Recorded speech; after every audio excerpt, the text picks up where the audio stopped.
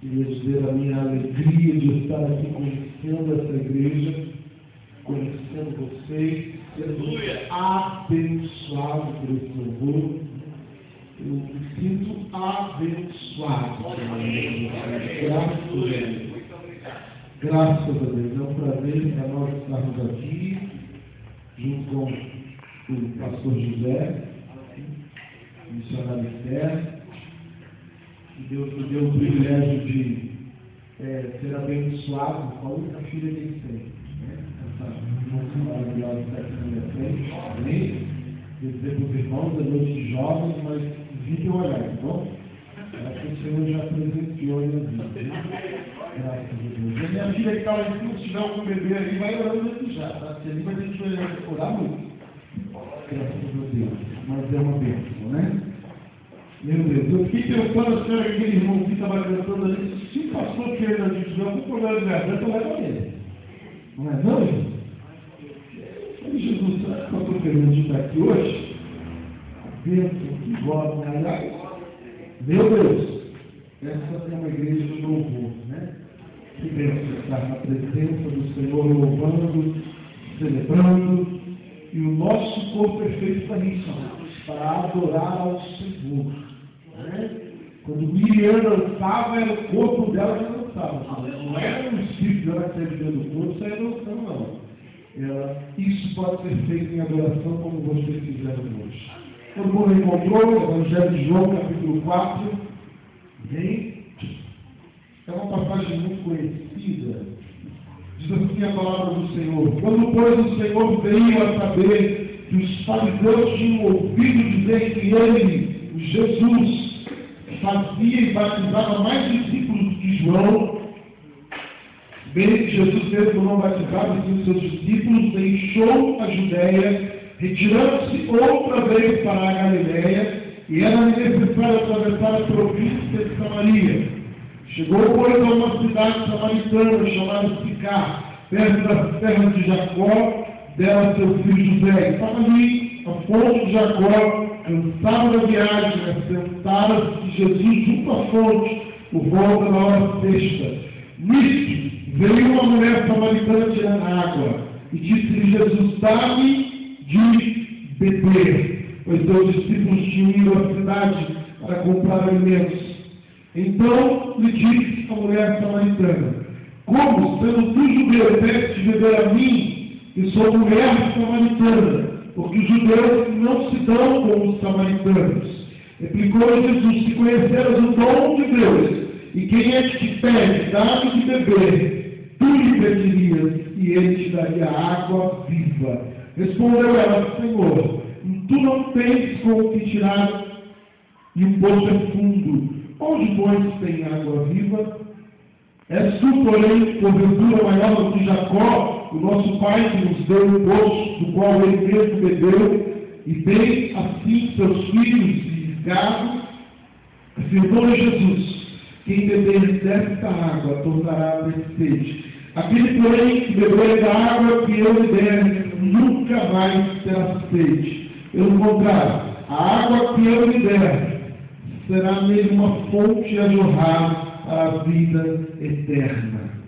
Aí lá no versículo 23 diz: mas vem a hora, e já chegou, em que os verdadeiros adoradores adorarão o Pai em espírito e em verdade, porque são estes os que o Pai procura para seus adoradores.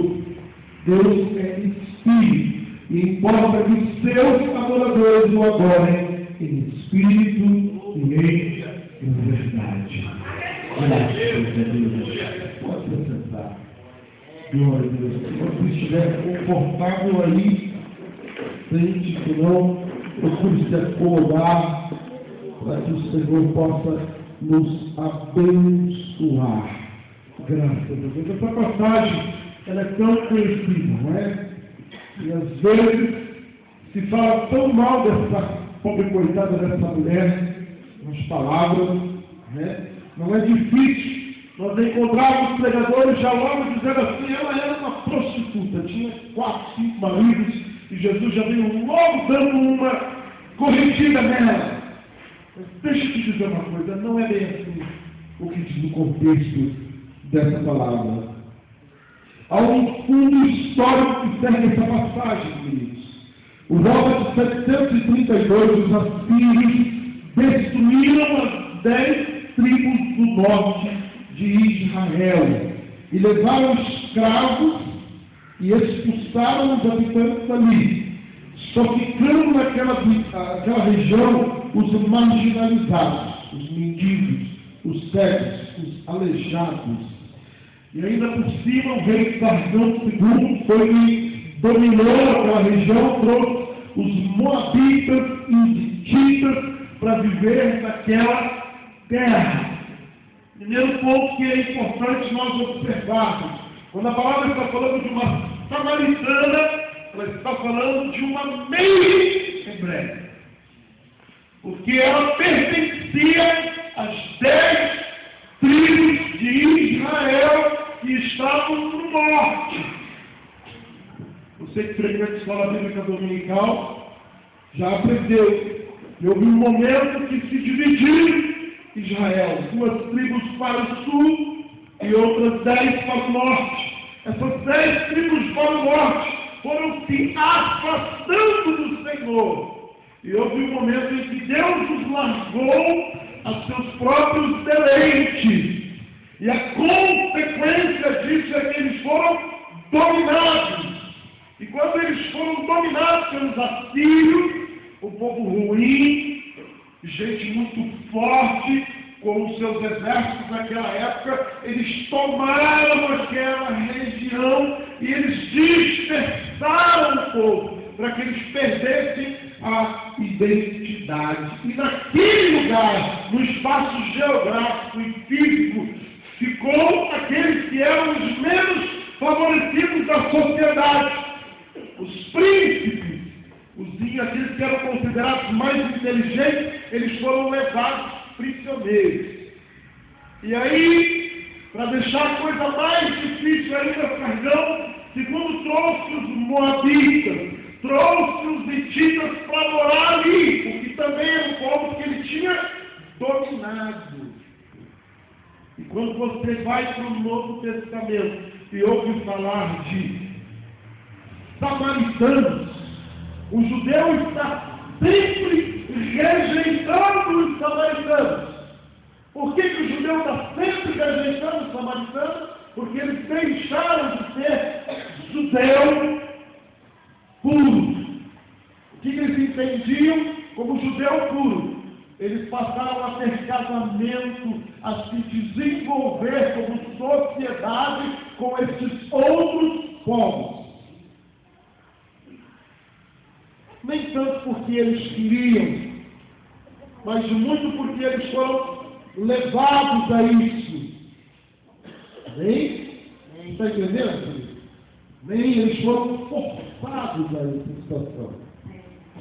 Eles foram escravizados, e é por causa da escravidão que eles foram submetidos, é que eles tiveram esse envolvimento. Mas eles não deixaram de acreditar. Amém? Glória a Deus.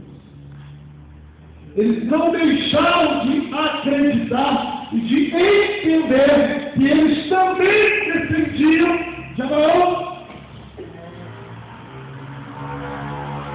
Amados, sempre há por trás de uma pessoa agressiva um histórico. Sempre há por trás de alguém que se sente desolado um histórico. Essa mulher tinha chegado àquela situação, tinha tido vários maridos, e nós precisamos pensar que aquela não é a sociedade dos nossos dias, em que a moça escolhe com quem ela vai casar, em que a moça tem o direito de se apaixonar e casar por quem ela aprende a amar.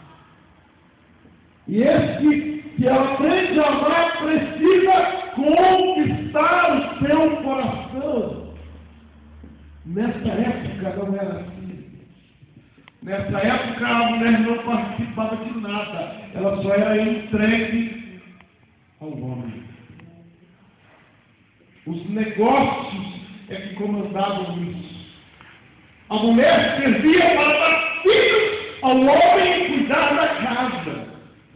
E deixa eu te dizer mais ainda. A mulher que não tinha um marido, ela não tinha o direito de trabalhar fora, ela não podia comer. Ela tinha que viver das espigas, das coisas que sobravam pelos caminhos e pegar e viver daquela mendigância, porque ela era alguém rejeitada, sozinha. Ela não tinha um marido, então ela não tinha uma identidade. A sociedade a desprezava. Sendo samaritana, pior ainda, porque o judeu, já aqui, mais de 700 anos depois, entendiam que aquele povo que estava lá, naquela região, próximo do Monte Gerizim, eram os judeus que tinham se contaminado com outros povos. Eram aqueles que eram pobres. Nós precisamos parar e prestar atenção em tudo que está à nossa volta antes da gente simplesmente sair condenando qualquer que seja a situação. Há um outro dado interessante. Ela era uma boa religiosa. Quando Jesus começou a falar com ela, ela disse para ele: nesse poço, o nosso pai Jacó tomou água. Ela sabia o que ela estava dizendo. Porque esse poço é o mesmo poço que Eliezer encontrou com Rebeca. Esse poço tem história. E ela conhecia a história. Ela disse para Jesus assim: é verdade, nós para adorar precisamos ir para Gerizim, não é verdade? Sabe por quê? Porque Gerizim era um lugar em que os samaritanos, no seu auge, levantavam um templo lá para adorar o Deus de Abraão, e acabaram com o templo se contaminando e levando para dentro desse templo ídolos. Ela conhecia a história do seu povo. Ela sabia que, como samaritana, ela tinha um pezinho dentro dos filhos diretos de Abraão. E ela disse para Jesus, tentando fugir da pergunta de Jesus, quando Jesus disse para ela: onde está o seu marido? Mas essa palavra é confronto. Jesus usou a metáfora da sede para falar com ela, porque quando ele olhou para ela, ele entendeu a vida dela. E quando ele entendeu a vida dela, ele viu que havia dentro dela, de todos os conceitos religiosos dela, por trás da história daquela mulher, certamente com um semblante cansado, abatido. Certamente, quando Jesus começou a conversar com ela, eu imagino que ela pensou: é mais um homem. E eu não sei se foi aí que nasceu a expressão: os homens são tudo iguais. Não sei se foi ela que lançou isso. Ela já estava tão cansada, tão abatida, tão enganada. Já foi tanto que começou chamando de meu amor e terminou daquele jeito, a gente não precisa nem falar. Foi tanto que começou indo para a igreja com ela e tentava abraçar, né? Antes era assim.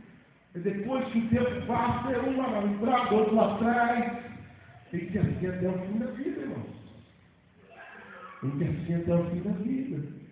Eu não sei se foi ali que nasceu essa expressão, mas o texto e o contexto me mostra uma pessoa cansada.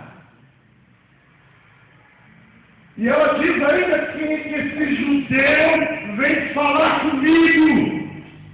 É mais um que vai vir me humilhar e dizer que eu sou samaritano. Porque judeu não fala com samaritano, porque os samaritanos